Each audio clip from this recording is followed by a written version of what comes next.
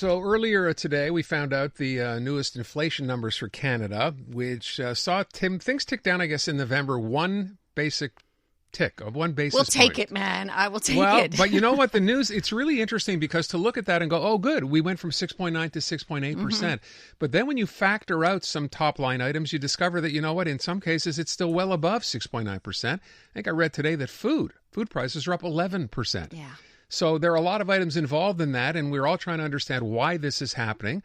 Nobody seems to have a really good handle on this, right? Back in 0809, when things went kind of crazy, we know we had a financial issue. We had homes and interest rates, and, you know, everybody had access to money, and we know what happened then. But why is it happening now? Lots of different ideas, including one from our next guest. Stephen Gordon is a University of Laval economics professor. He's on the line right now. Mr. Gordon, thanks for your time today. I'm glad to be here. Is it too easy to simply ask, why is this happening? Because there are so many people with so many opinions.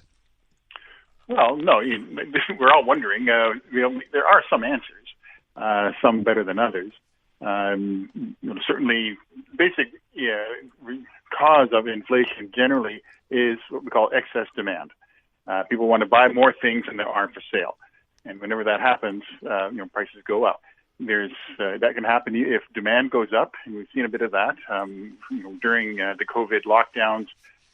There's a lot of money that was saved, partly because of income support measures that turned out ex post, nobody knew at the time, ex post to be more generous than they really had to be.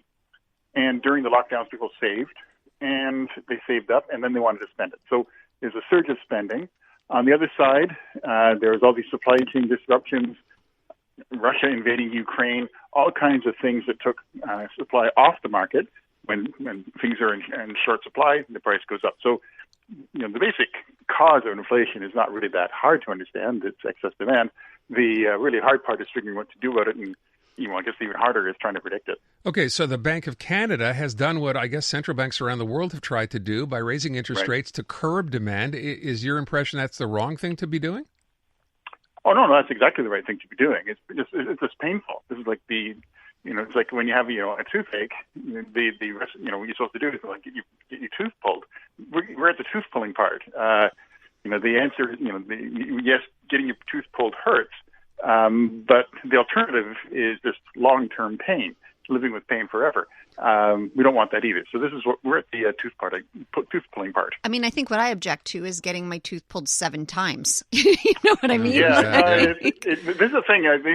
These measures, they take time. There's a famous expression in monetary economics, the long and variable legs.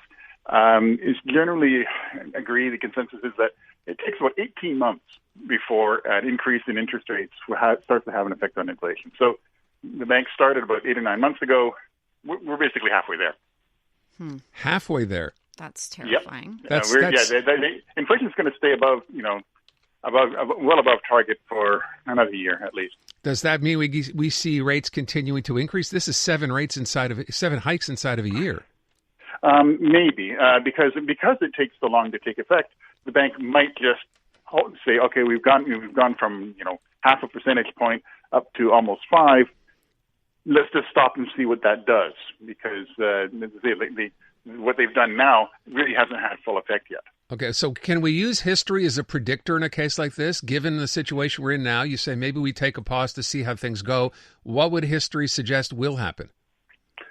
If we're lucky, inflation will come down. If we're really lucky, it'll come down to 2%, which is the bank's target.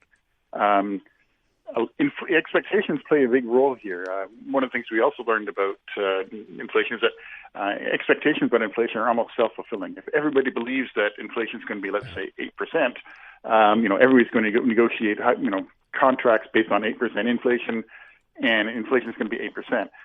The only way to get it down would be to force a severe recession. But if we can persuade everybody that inflation will, in fact, be 2%, then it'll be a lot easier to get down there. That's why the Bank of Canada is talking a lot about its determination to get down to 2%, partly just to persuade people that, yes, that's where it's going to go. So I have a question. That said, I know a lot of people reacted very oddly when Pierre Poilievre talked about the fact he wanted to fire the governor of the Bank of Canada. He didn't agree with the way they were handling this. How do you, as an economist, how did you react to that? I thought that was a very, very odd and bad thing to say. Among other things, the Prime Minister doesn't have the legal authority to do that. And also, right now, the Bank of Canada is working very hard to reduce inflation. I think what Mr. Poilievre was complaining about was what was happening in the first few months of COVID. And that happened before Mr. Macklin became governor. All the what we call the quantitative easing, the expansion of the Bank of Canada's balance sheet, actually occurred under his predecessor, Stephen Polis. Okay, I want to ask for the average person out there. Did you want to ask a question? No, I want to look forward. I want to know, just moving forward, and you're talking about the different things that will make it better next year. What's the number one thing that will impact that? Because I immediately think we need this war in Ukraine to end yesterday. But you tell me, what's the number one factor?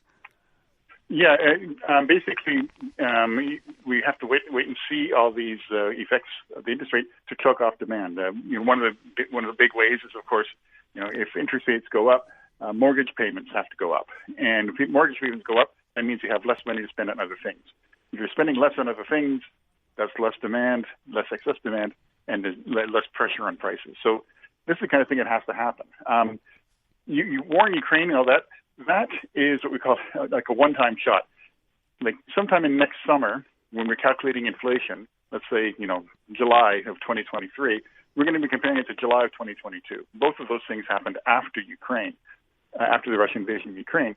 And so, that even if the war continues on, the prices stay high, the inflation will just automatically tick down this is just the mechanics of how year-over-year inflation is calculated.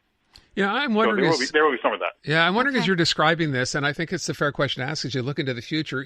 People sort of buy into the fact that interest rates are high and they're going to eventually curb demand. I was reading today that home sales in the U.S., and I'm sure Canada's figures are close, have declined for 10 consecutive months, right? Because mortgages are more expensive. How big a component is that in the inflationary cycle? Well, part of it would be just the activity in the construction sector. Which when the construction sector is really burning up, it pushes up costs everywhere, and costs of inputs, labor costs. Everything is more costly there. So, and also the cost of the housing goes up. So, if there's less activity in the construction sector, there's going to be prices are going to stabilize both for housing and for everything that goes into making houses, like right. The tradespeople are not going to be quite making so much money in overtime as they used to be. Yeah, it's interesting you say that. I remember we did a story. Remember when lumber prices were going through the roof and people could not believe how high they were. Now, of course, you can basically you can't even give the stuff away. I just read that the other day. Mm-hmm. And the same thing with for people who manufacture and are bringing in containers, say from the Orient, we know they were paying at the height of this, I don't know, $15,000 to bring the container that they can do now the same thing for less than $4,000 or $3,000. So you're starting to see, at least if you can call it consumption on that end, go down. And I'm assuming that it'll go down on the consumer end and that will follow.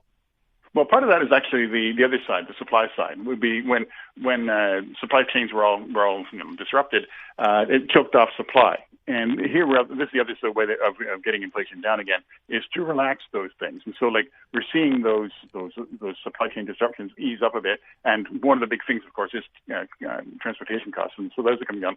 So that's more like a helping out on the supply side, not on the demand side. But it is a help. But will contribute. Okay. Mr. Gordon, thank you so much. Appreciate your time and your perspective on this. Thank you. Well, my pleasure. Bye. Stephen Gordon from the University of Laval. I like him. He's got a very no-nonsense approach to things. Hey? And I like that he didn't call Pierre Poilievre out. He just said his comments were odd. Mm.